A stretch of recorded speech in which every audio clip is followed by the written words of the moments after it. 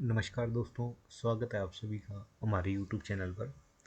दोस्तों, जैसा कि आप सभी को पता है कि HKRN के जो एम्प्लॉई पक्के होने वाले हैं, जिनका नाम आया है सिक्योरिटी, जो अभी सरकार द्वारा हरियाणा की जो है उसके द्वारा एक प्रोग्राम जो किया गया है, एक योजना। तो काफ़ी जो एम्प्लॉई हैं उन्हें ये समस्या आ रही है कि उन्हें पोर्टल पर अपने आप को रजिस्टर करना है और कैसे करना है ये उन्हें समझ में नहीं आ रहा है। और जो विभाग के कर्मचारी है जिन्होंने करना चाहिए, कुछ सहयोग कर रहे हैं, कुछ नहीं कर रहे। जो नहीं कर रहे हैं वो मुंह मांगी कीमतें जो है वसूल कर रहे हैं। तो आपकी सुविधा के लिए हमने ये एक वीडियो बनाई है और इसका उद्देश्य सिर्फ आपको जो है जागरूक करना है। दोस्तों, हम कोई भी दावा नहीं कर रहे हैं, ये बात मैं आपको बिल्कुल क्लियर करना चाहता हूँ। जो जानकारी हमने भरी है, जो हमने अप्लाई करे हैं, उसके आधार पर हम आपको यहाँ पे जानकारी साझा करना चाह रहे हैं। दोस्तों, सबसे पहले तो बात यही आती है कि भैया जाए किस पोर्टल पे गा। तो ये पोर्टल है जी, securedemployee.cs.haryana.gov.in। लिंक आपको पहले कमेंट में मिल भी जाएगा।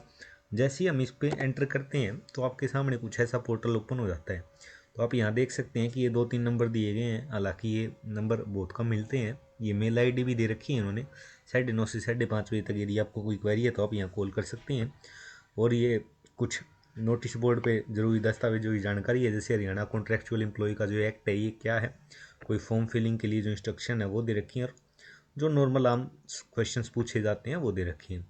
ये गाइडलाइन उन्होंने दे रखी है कि जी आपका OTP उसी नंबर पर जाएगा जो आपका नंबर रजिस्टर्ड है।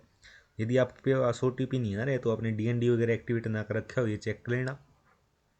जो भी आप डॉक्यूमेंट अपलोड करेंगे वो जो है JPG और PDF के अनुसार होना चाहिए। एक जो मैंडेटरी डॉक्यूमेंट है वो आपकी सैलरी स्लिप मांगी गई है, जो बिफोर 16 अगस्त 2024 होनी चाहिए। आपका ऑफर लेटर जो विभाग से प्राप्त हुआ है आपको, और एक्सपीरियंस लेटर भी हो सकता है। रेमुनरेशन का प्रूफ ईच साल का, हर एक साल का जो है आपकी, यानी कि बैंक स्टेटमेंट आपको चाहिए। रिसेंट फोटोग्राफ जो आपकी हाल की एक तस्वीर है वो चाहिए यहाँ पे। Deployment letter issued by HKRN part 1 employ जो विभाग से आपको प्राप्त हुआ था, इसके वो आपको यहाँ पर ज़रूरी है। आधार कार्ड जो है एक व्यक्ति का, ये भी ज़रूरी है। और सारी जानकारी जो आपको चाहिएगी वो ये होंगी कि आपका आधार नंबर और एड्रेस डिटेल, आपका state, tehsil, district, village, city, pin code, ये सारी जानकारी आपको रिक्वायर्ड होगी। फिर विभाग, किस विभाग के अंदर आप कार्यरत हैं या फिर आपने जो पहले काम किया था उसकी जानकारी यहाँ रिक्वायर्ड होगी।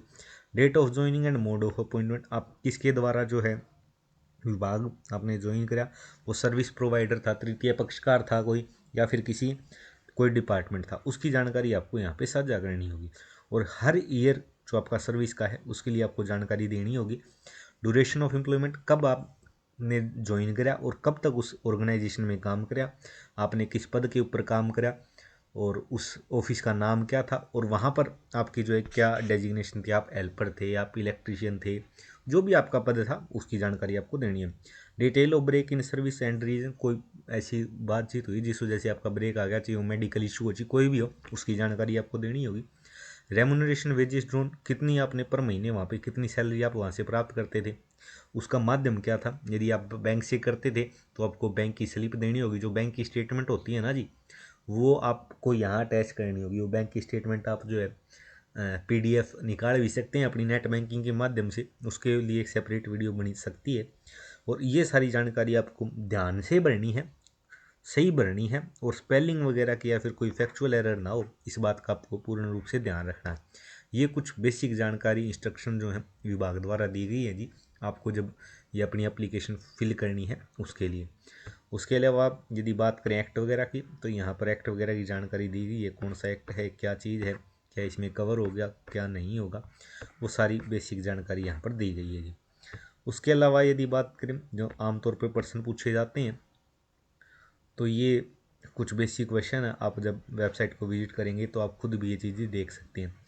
दोस्तों, काफ़ी वीडियो लंबी हो जाएगी। अभी क्या करें कि फैमिली एडीआई यहाँ रिक्वायर्ड है, ये आपको ध्यान रखना है।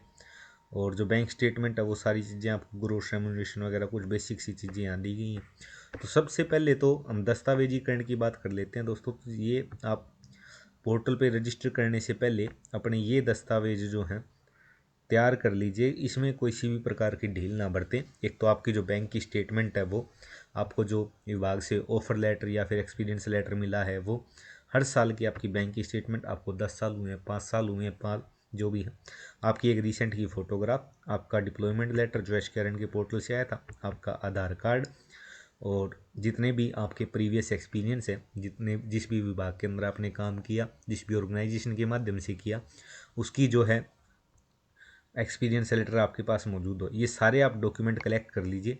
पार्ट 2 में हम आपको डायरेक्ट पोर्टल के ऊपर लेके चलेंगे और आपको बताएंगे कि कैसे आपको अपना ये फॉर्म है वो फिल करना है। वो वीडियो थोड़ी लंबी होगी दोस्तों, यदि आपको कोई जानकारी चाहिए तो आप कमेंट सेक्शन के अंदर कमेंट कर सकते हैं, और ऐसी ही बेहतरीन जानकारी के लिए हमारे साथ जुड़े रह सकते हैं। पोर्टल का लिंक आपको डिस्क्रिप्शन में मिल जाएगा, और यहाँ पर आपको जो है आपका जो मोबाइल नंबर रजिस्टर्ड है वो ही आपको यहाँ पर डालना है। जैसे मैं आपको एक बार कोई अनदर नंबर मैं डालता हूँ यहाँ पे, तो यदि वो रजिस्टर्ड नहीं है तो आपको बिल्कुल क्लियरली यहाँ पे मैसेज आ जाएगा कि ये देखिए जी, आपके मोबाइल नंबर के ऊपर OTP नहीं भेजा जा सकता है। क्यों नहीं भेजा जा सकता? क्योंकि ये मोबाइल नंबर इसमें रजिस्टर्ड नहीं है।